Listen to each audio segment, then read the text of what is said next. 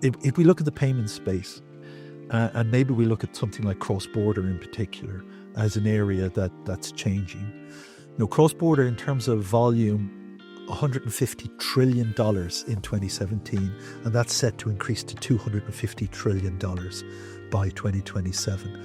Out of that, financial institutions are generating about $240 billion in last year in 2023 in revenues out of doing cross-border payments. That means it's a very competitive space, and there are new entrants entering that market. So I would say that most banks see that there's challenges there.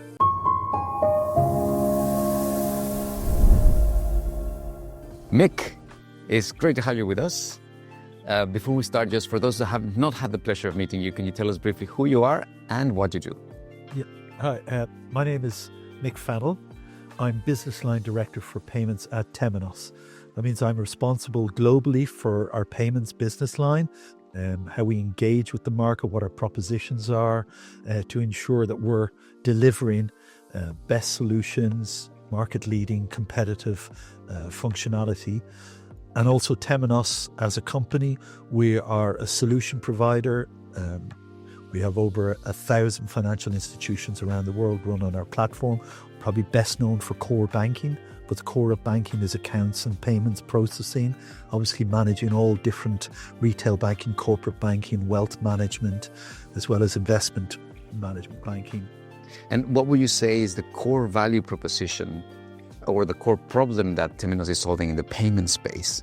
I suppose the core proposition is ultimately about supporting the needs of our customers. And that can be orchestrating, executing, and successfully executing payments. Yeah?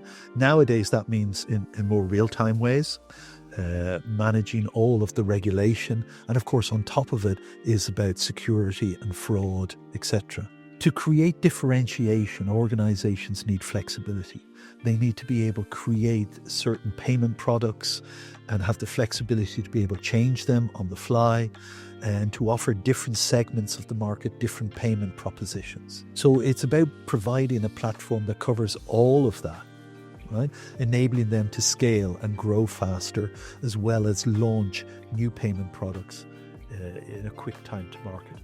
Okay, now we spoke earlier, and as we discussed, the payment space has been very static for a number of years.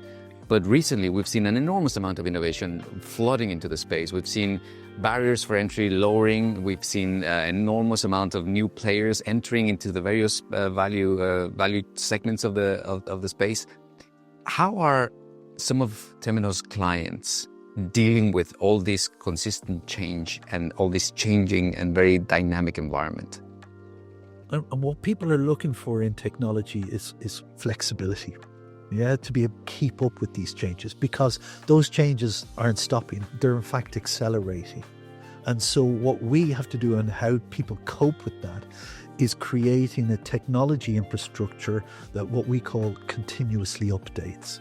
And that was one of the challenges that all institutions had in the past, is how do you keep up with the changes? How do you upgrade your system? It can be an enormous challenge for a financial institution.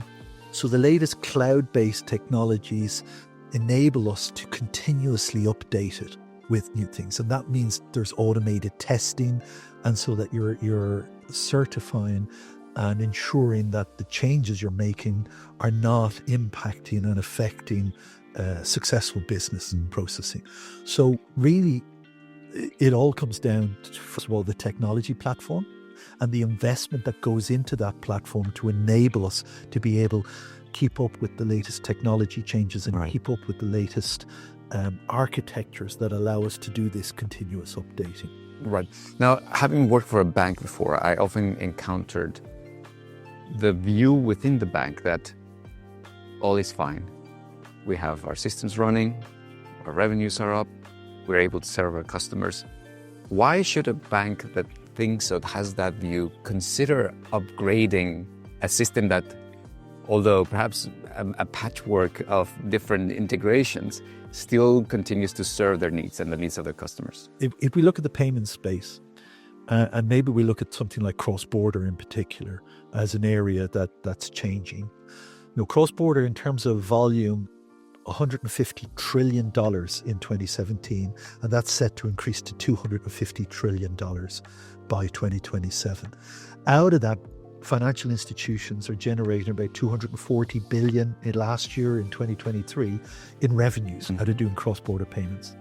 That means it's a very competitive space, and there are new entrants entering that market. So I would say that most banks see that there's challenges there.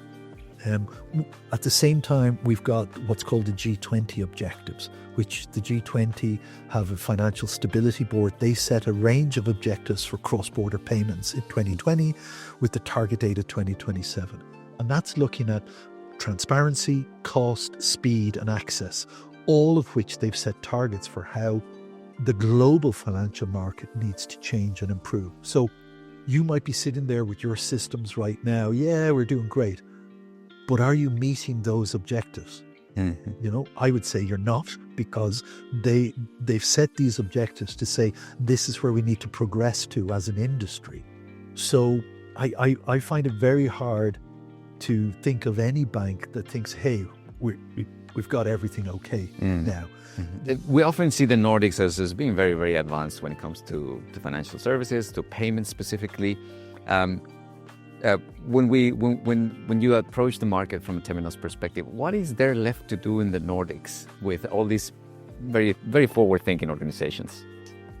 You're absolutely correct. I think the Nordic banks, from a cost-income ratio, are really in the front run if we look at from a global perspective.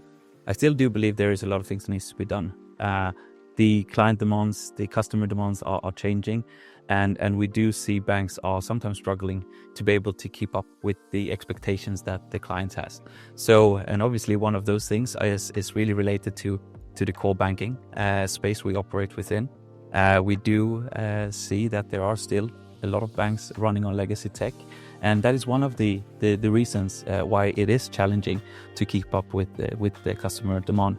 And it's super, super important for the banks to keep on being able to innovate, create new products, stay ahead of competition, and win business, and also keep their existing clients as well.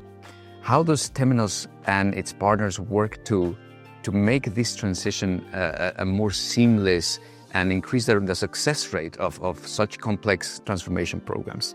Yeah, well, I think the first thing you need to know about is the experience. You know, an organization like Temenos, I can't remember the exact figure, but we would have had, you know, we have a go live every day around the world. So we are constantly delivering successful transformation projects. Now, that could be a particular department, a particular solution. It could be an entire bank is going live on the platform. So one of the big things is phasing that, looking at where we can get quick wins for the organization. But it also then comes down to our technology, and in terms of how resilient, how robust our technology is, the solutions we have, it's our experience. You know, we talk about adopt, not adapt. So as much as possible, adopt the best business practices that have been built into our software because of the thousands of organizations we deliver to.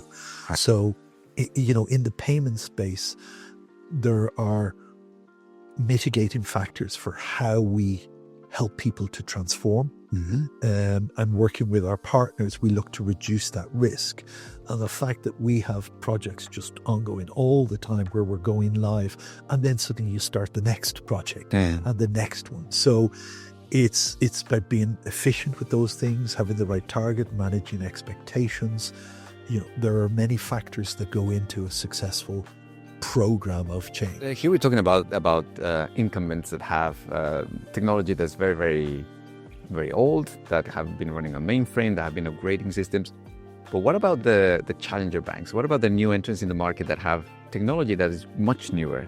Is there something there that Temenos can also contribute to or add value to? Definitely. I think in the Nordics, being at Temenos now for a year, I still believe the market perceives Temenos as being a tier one core banking provider. And I just wanted to put it out there that, from a global standpoint, having over 1,000 banks running on our software, actually over 150 banks of which are actually challenger banks.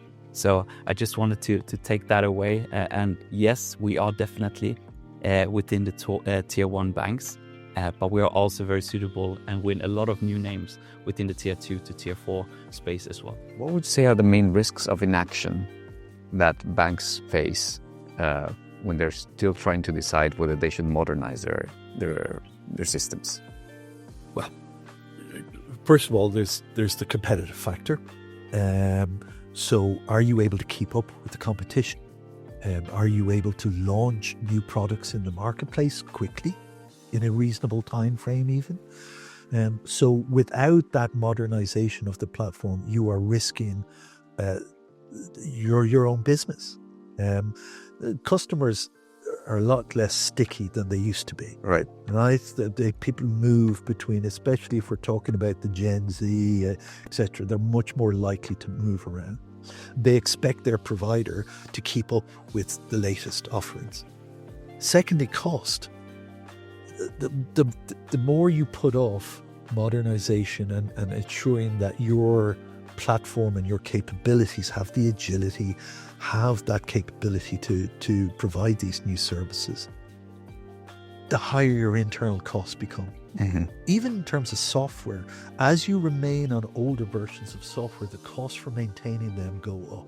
And then I have just one last question for you. So we just had a wonderful session here in the morning. We're in Stockholm. We had an intimate setting with a lot of decision makers in the payment space, in the financial industry space. What's your take from the discussions that we've had this morning about some of the challenges that these organizations are facing, and specifically working with partners to help solve some of those issues that banks face? Yeah, well, the first thing is looking at those, not just challenges, but opportunities. So we focused on cross-border payments because that is an area of real change and real opportunity. I talked earlier about the size of the market, and that's been driven by migration, by digitization, by globalization. And these factors, although we all think that the world is going to kind of set up barriers, no, it's going to continue to grow. And that creates opportunities for organizations in terms of revenue, but there are some real challenges that they have to face around the G20 objectives, but also about new standards, ISO 20022, a new data set. Are you using that as best you can? What about real-time processing and monitoring for cross-border, not just for domestic? There's the emergence of all these new alternative networks that are offering more low-cost, various different offerings in terms of distribution models, in terms of cost models, in terms of currency pairs. So as an organization, what we discussed today was, right, what are those challenges? What are the opportunities? Who are the kind of players that you can now start to engage with? And we had, players like MasterCard Move, but also technology like Red Hat, how you can transform and go to a hybrid world, as well as partner like Accenture. And right, what are the challenges of a major project like this, of doing a change, and how can you mitigate those factors? Yeah, I think this today's session was really, really good. Good to see a lot of people from the market, because I think being a global company, it's really important for us to really stay local to our, in my case, the Nordic market, to be close to the banks. Obviously, having sessions like this, it creates this type of forum to really dig deep into specific areas. Today we're talking about cross-border payments, and really allow us to really go down to the core challenges and what can be done, which is obviously a forum that you wouldn't be able to achieve at, let's say other events or at other meetings. Here we are gathering for a couple of hours, which really allows us to really go down to the bottom of some of the challenges. One of the things we got out of it is it's not one thing that's going to help you here. It's a team of different providers helping not only your infrastructure, cloud, the functionality, the people who know how to do a successful project. And so we're very excited about working with the Nordic markets and helping people through that change. Yeah, I think one of the key takeaways was really about talking about future-proofing, which I believe is really interesting, because I think the conclusion was you can never be future-proofing enough, because it's a very, very fast-moving train. And I do believe that partnering up with global software providers as us to get leveraging the partner network that we have. Today we had a very good session including Red Hat, MasterCard and Accenture, bringing in these people with a lot of experience. It does create some added value to the banks.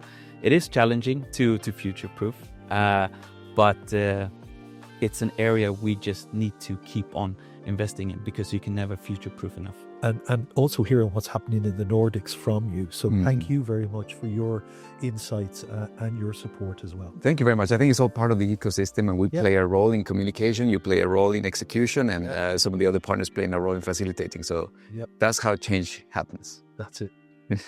Mick, thank you very much. Thank you, Chris.